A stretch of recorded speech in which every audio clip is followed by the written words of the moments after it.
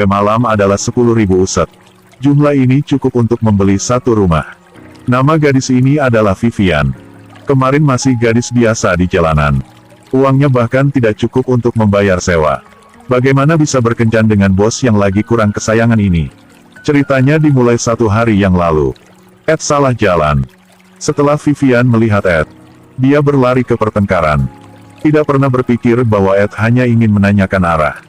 Vivian berada di urutan berikutnya. Masuk ke mobil Ed. Dia mengambil $5 untuk petunjuk arah. Ed tercengang. Seorang gadis berdiri di jalan. Ajari dia cara bawa mobil lagi. Seharusnya dia berlari lebih cepat dari ini.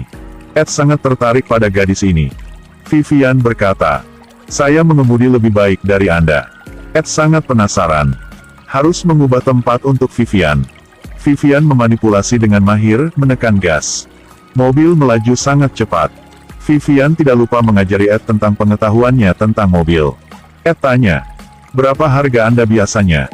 Vivian berkata, 100 uset. Untuk 1 malam. 1 jam. Oh, 1 jam. Dalam sekejap mata, kita telah sampai di lobi hotel. Ed kemudian mengucapkan bye pada Vivian. Melihat Vivian menunggu bus, Ed berubah pikiran lagi. Masuklah ke dalam hotel mewah ini. Buat Vivian sangat bahagia. Dia melakukan tindakan yang membingungkan. Ed hanya bisa tersenyum. Selama tidak merasa malu, maka orang lain tidak akan peduli. Masuk ke dalam kamar. Vivian segera mengeluarkan kondom. Tanya Ed suka yang mana. Ed hanya ingin berbicara dengannya. Karena dia baru saja putus dengan pacarnya. Di luar pasar, Ed adalah hiu, shark. Tetapi kalau masalah cinta, dia hanya ikan kecil. Vivian tidak mengerti. Orang macam apa dia? Ed menunjukkan padanya cara makan stroberi di kelas atas. Setelah makan, pria itu sibuk dengan pekerjaan lagi.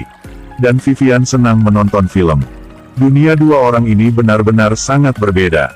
Tapi anehnya kompatibel. Satu couple. Di bawah lampu romantis. Ruang yang nyaman. Apapun yang datang pasti datang. Besok, panggilan dari perusahaan. Ternyata Ed diundang ke pesta, dan harus membawa pacarnya.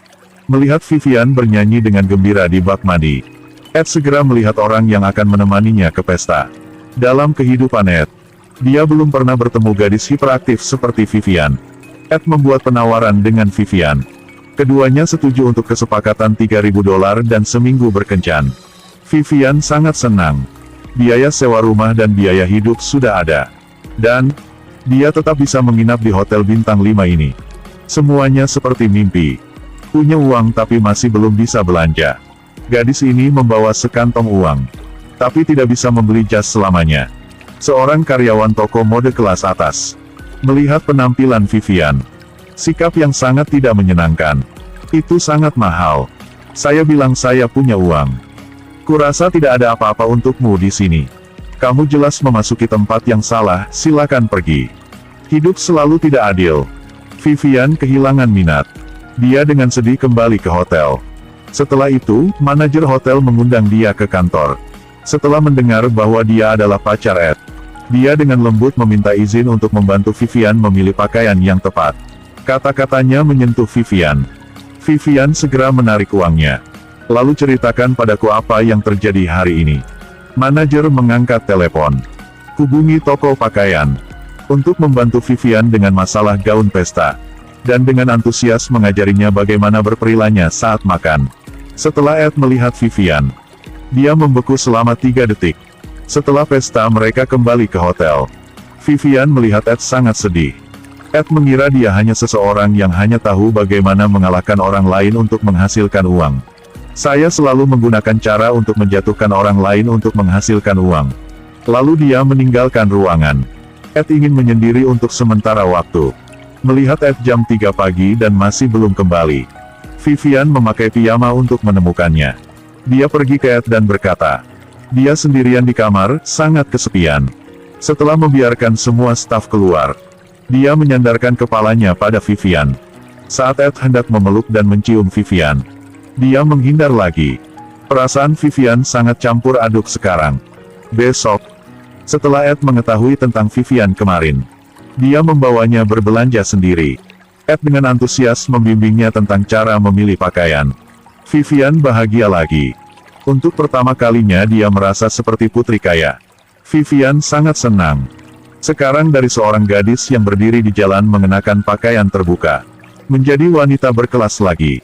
Dalam perjalanan kembali, dia melewati toko pakaian yang mengusirnya kemarin. Dia berhenti dan masuk. Bicaralah dengan staf. Lihat bagaimana Anda menghilangkan seorang pelanggan. Cinta di antara keduanya tumbuh. Vivian seperti hidup dalam mimpi. Ed membawa Vivian ke arena pacuan kuda untuk menghadiri lokakarya. Pengacara perusahaan bertanya kepada Ed tentang Vivian. Kemudian lihat Vivian dengan senang hati berbicara dengan David. Ed dengan belak-belakan berkata, Vivian adalah gadis panggilan. Pengacara kemudian mendekati Vivian dan berkata, lain kali aku akan datang menemuimu juga. Vivian merasa sangat marah. Mengapa baru-baru ini? Ed masih mengatakan kata-kata manis padanya. Mengapa Anda menghina saya sekarang? Setelah kembali ke hotel, melihat Vivian sangat kesal. Ed tidak hanya tidak meminta maaf, tapi lagi dan lagi, aku hanya mensewakanmu. Vivian tidak pernah berpikir begitu. Dia merasa dihina. Tidak menyangka itu di mata mereka yang punya uang. Tidak lebih dari mainan. Apakah semua pria bodoh? Apakah ada yang mencintai seorang gadis yang hanya mencintai uangnya? Vivian minta dibayar. Ed marah dan melempar uang ke tempat tidur. Vivian melihat tumpukan uang itu, lalu berbalik tanpa melihat ke belakang. Yang dia butuhkan bukanlah uang, dan itu adalah kehormatan. Setelah beberapa saat, Ed mengejar. Kemudian dengan tulus meminta maaf kepadanya. Maafkan saya. Saya melihatnya dengan senang hati berbicara dengan David. Itu membuatku tidak bahagia. Vivian menerima permintaan maaf Ed karena dia juga tidak memperhatikan David. Keduanya akrab satu sama lain. Vivian memberitahu Ed, aku baru saja mulai percaya pada diriku sendiri. Ketika seseorang mempermalukan dia, ternyata di dalam diri gadis yang ceria dan antusias ini, patah hati lagi. Besok, Ed menyiapkan pesta spesial sendiri. Dia membawa Vivian ke opera dengan jet pribadi. Meskipun dia melihatnya, padahal aku takut ketinggian, Ed masih membawa Vivian bersamanya, untuk menikmati waktu terbaik bersamanya. Menyentuh permainan cinta, membuatnya menangis. Dua orang makan malam bersama, piknik bareng, membaca buku bersama di bawah sinar matahari. Malam datang. Vivian mencium lembut wajah Ed. Vivian tidak pernah. Apakah ada ciuman yang begitu manis? Vivian benar-benar jatuh cinta pada Ed. Bagaimana dengan Ed? 7 hari berlalu. Ed memberitahu Vivian, besok kamu harus pergi dari sini. Saya sudah menyiapkan mobil, rumah, dan uang untuknya. Jika saya punya waktu, saya akan mengunjunginya. Vivian dengan kecewa menolak. Berkata demikian, ini seperti masih memperlakukannya sebagai pelacur. Yang dia inginkan sekarang adalah cinta yang tulus. Nama resmi perjanjian. Tapi bukan orang. Yang lain merasa sedih baru mereka datang kepadanya. Lalu dia pergi ke aula.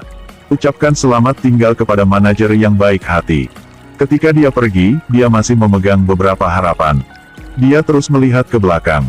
Lihat apakah Ed mengejar. Keesokan harinya, Vivian memutuskan untuk meninggalkan tempat ini.